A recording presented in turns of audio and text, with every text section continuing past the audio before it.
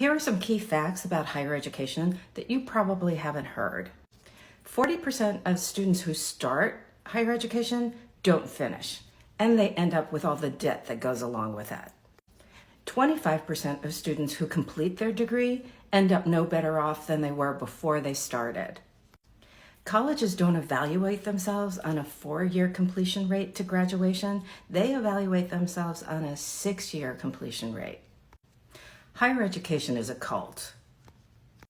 The reason why I call it a cult is 3 things.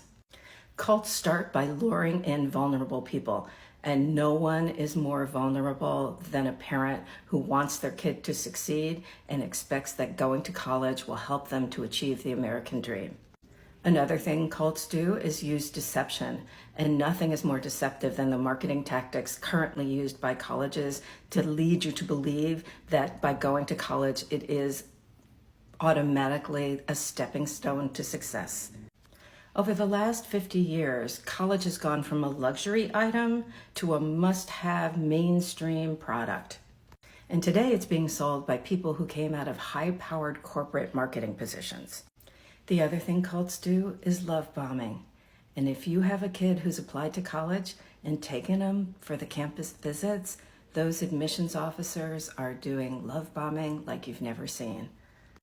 Over the next couple of weeks, more or less, I'm going to be talking about higher education, what you need to know going into this process, and certainly if you have a senior or a junior going into high school, what are the things you should be thinking about now in order for them to be successful?